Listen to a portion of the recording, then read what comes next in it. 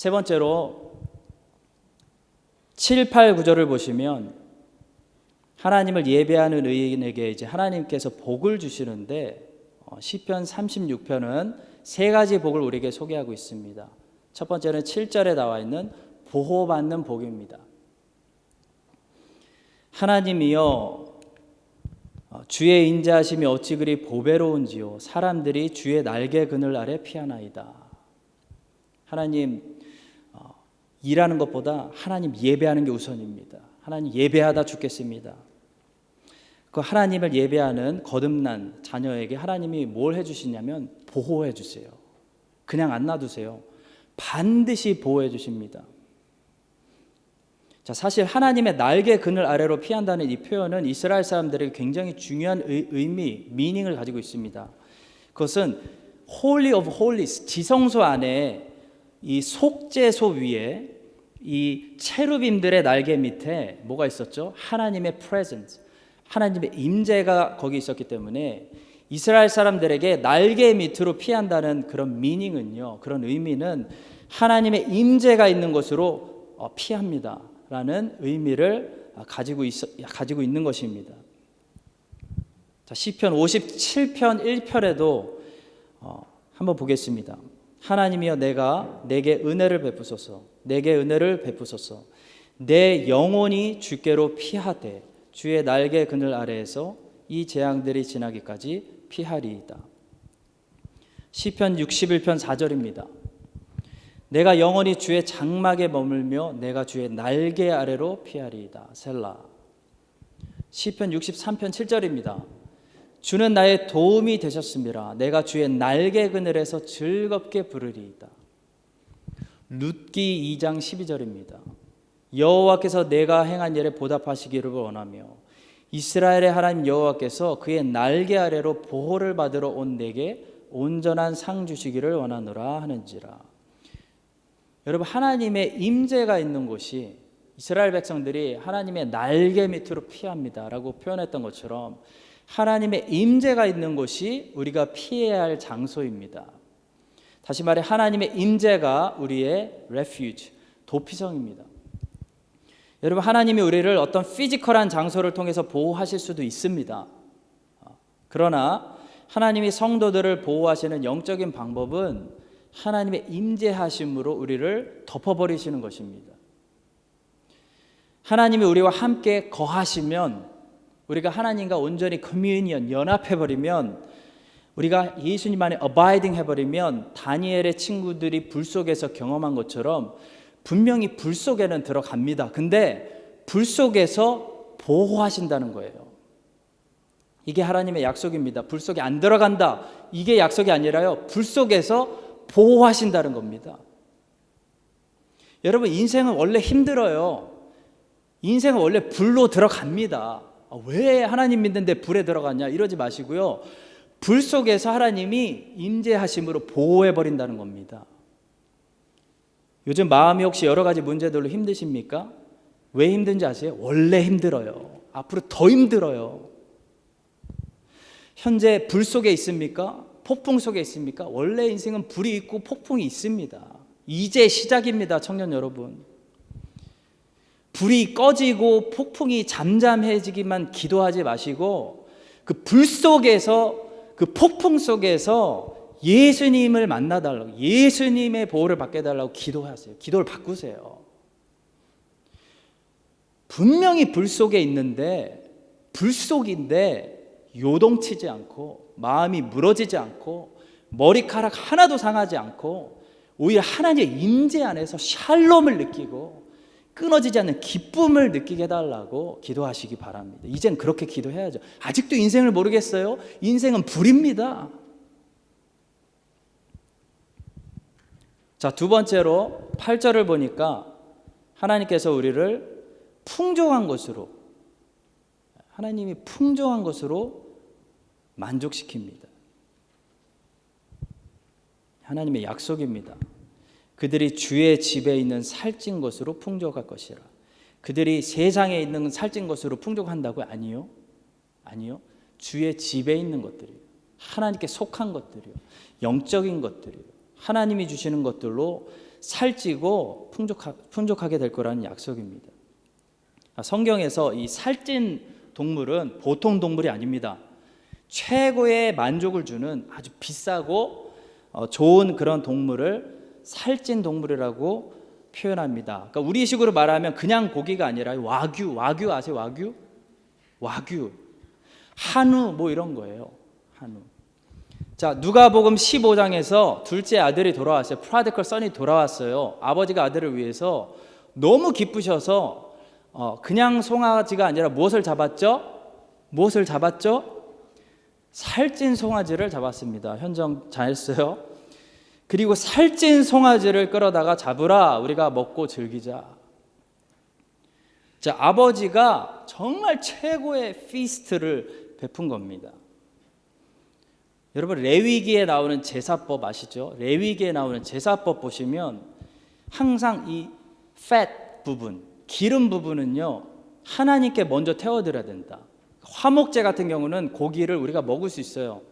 제사장도 드리고 제사 드리는 사람도 먹고 친구들도 초청해서 먹을 수 있는데, 기름은 항상 하나님께 먼저 태워드려야 된다. 이게 제사법입니다. 왜 그랬을까요? 기름 부분이 어차피 콜레스테롤이 너무 높아가지고 먹지 못하니까 태워드리라는 겁니까?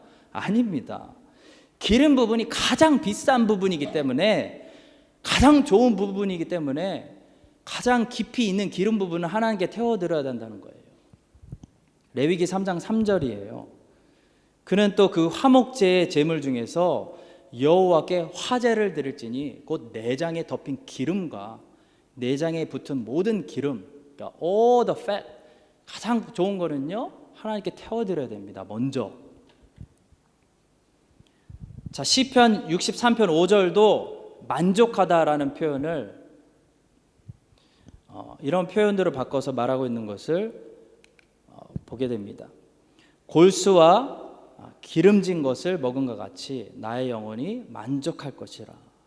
나의 입이 기쁜 입술로 주를 찬송하되. 기름진 것.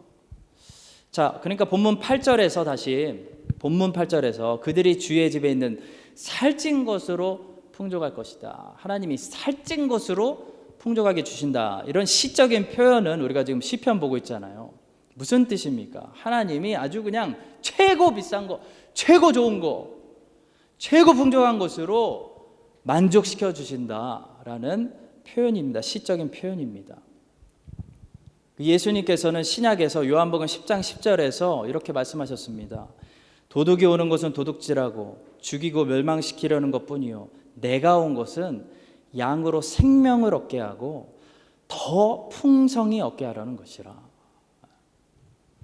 자, 신약 성경 중에 에베소서 Ephesians라는 책은 뭐가 키워드냐면 abundant, 풍성하다, 충만하다, 아주 그냥 넘친다, 모든 신령한 복들이라는 표현들로 아주 가득합니다. 전신갑주 이런 게 나오죠. 그러니까 에베소서를 읽어보면 하나님께서 성도들에게 주시는 영적인 스피리추얼 기프트가 그냥 복이 아니라 얼마나 충만하게 주셨는지, 풍성하게 주셨는지, 살찐 것으로 넘치게 주셨는지 우리가 은혜를 받게 됩니다. 자, 청년 여러분, 하나님은 우리에게 충만히 주시는 분입니다. 하나님은 우리에게 살찐 것으로 만족시켜 주시는 분입니다. 성경은 그렇게 이야기합니다. 그런데 내가 하나님의 자녀인데 내가 나를 보기에 나는 만족하지 못합니다 라면 누가 잘못되어 있는 거겠어요? 내가 잘못되어 있는 거예요? 하나님이 잘못되어 있는 거예요? 내가 복이 아닌 것들을 복이라고 생각하고 하나님이 주시는 복으로 알아보지 못하는 거죠. 자, 우리가 예수님께로 가면 예수님께서 우리를 풍성하게 분명히 만족시켜 주십니다. 이 사실을 믿으시기 바랍니다. 자, 세 번째로 9절을 보면 하나님께서는 주의 백성들에게 생명을 주시는데 참 놀랍게도 이 생명이 빛이라고 말씀하고 있습니다. 한번 9절 볼까요? 9절 보면 다 썼어요? 네. 9절 보면 진실로 생명의 원천이 주께 있사오니 주의 빛 안에서 우리가 빛을 보리이다. 그러니까 성경은 종종 생명을 빛으로 연결해서 함께 표현합니다. 신기하죠? 시편 56편 13절을 한번 보겠습니다.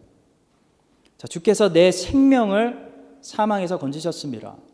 주께서 나로 하나님 앞 생명의 빛에 다니게 하시려고 실족하지 아니하게 하지 아니하셨나이까. 생명을 빛과 연결시켜서 동일하게 사용하고 있습니다. 요한복음 1장 4절입니다. 그 안에 생명이 있었으니 이 생명은 사람들의 빛이다 말하고 있습니다. 요한복음 8장 12절입니다. 예수께서 또 말씀하여 이르시되 나는 세상의 빛이니 나를 따르는 자는 어둠에 다니지 아니하고 생명의 빛을 얻으리라 말씀하고 있습니다. 또 마지막으로 시편 49편 19절은 사람이 생명을 잃고 죽을 때 빛을 잃어버린다라고 이렇게 시적으로 표현합니다.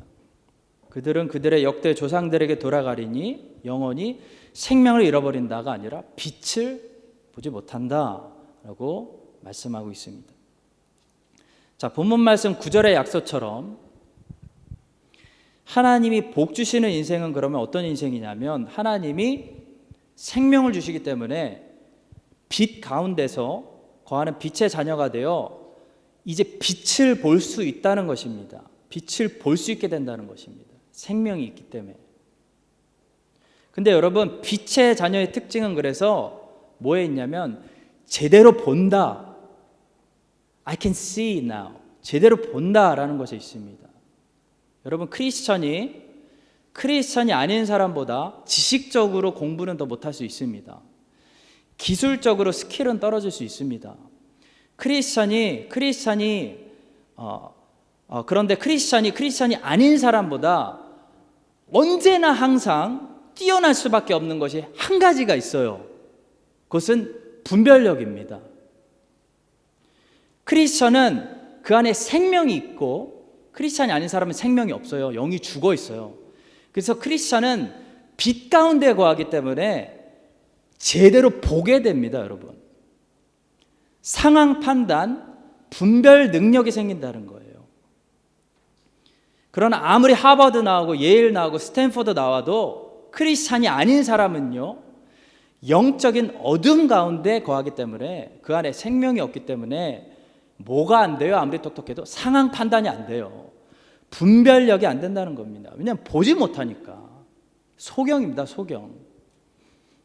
청년 여러분, 아무리 가난하고 가진 거 없어도 세상 친구들 부러워하거나 세상에 잘 나가는 친구들 열등감 느끼지 마시기 바랍니다. 저들은요, 아무리 잘 나가도 저들은 영적으로 블라인드예요. 못 봐요. 소경이에요. 저들은 소경이기 때문에 앞에 길을 보지 못해요. 위험한 길로 막 다닙니다. 불안하게. 그리고 원수 사탄이 이렇게 트랩을 쳐놓으면요, 저들은 아무리 하버드 나와도요 100% 거기 빠져요. 100% 못 보니까.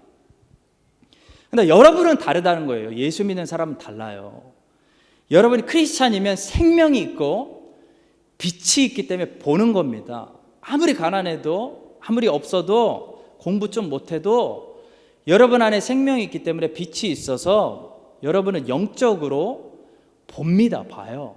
생명의 길이 어디이고 멸망의 길이 어딘지 분별이 된다는 겁니다. 얼마나 감사한 일입니까? 자, 우리 주님은 소경이 소경을 인도할 수 없다라고 말씀하셨는데 우리는 소경이 아니에요. 그 말은 무슨 말인지 아세요? 우리는 누군가에게 인도자가 될 수 있다는 겁니다. 우리는 눈을 뜬 사람입니다. 우리는 이제 인도자가 될 수 있다는 거예요. 크리스찬은 그래서 세상의 소경들을 바른 길로 인도할 수 있는 능력을 가지고 있습니다. 여러분이 아무리 공부 못했어도 자꾸 공부 못했다고 해서 죄송합니다. 여러분들 공부 잘하는 사람 되게 많은데 혹시 공부 못했어도 여러분은 눈을 떴기 때문에 믿지 않는 하버드 대학생을 여러분이 인도할 수 있다는 겁니다. 그 친구가 여러분을 인도하는 게 아니고 여러분이 그 친구를 인도한다는 거예요. 이 일에 우리가 크리스천은 자부심을 가져야 됩니다. 하나님께 감사하는 여러분과 제가 돼야 됩니다.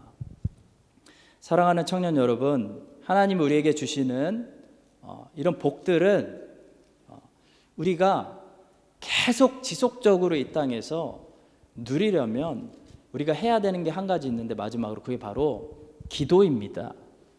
그 내용이 바로 마지막 10절부터 12절의 내용이에요. 10절부터 12절의 내용을 자세히 보시면 이것은 시편 기자 다윗의 기도입니다. 마지막으로 제가 10절부터 12절까지 이 다윗의 기도를 읽어드리고 우리들도 하나님이 주시는 이런 축복들을 지속적으로 누리기 위해서 하나님께 기도하는 그런 시간 갖도록 하겠습니다. 자, 다윗이 이렇게 기도합니다.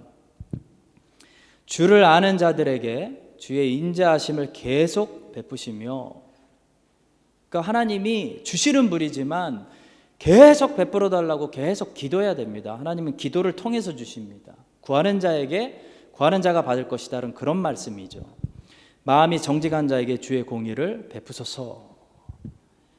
교만한 자의 발이 내게 이르지 못하게 하시며 악인들의 손이 나를 쫓아내지 못하게 하소서. 주기도문하고 비슷한 거죠. 시험에 들게 하지 말게 하옵소서. 다만 악에서 구하옵소서. 기도해야 됩니다. 악을 행하는 자들이 거기서 넘어졌으니 엎드러지고 다시 일어날 수 없으리이다. 우리 함께 기도하겠습니다.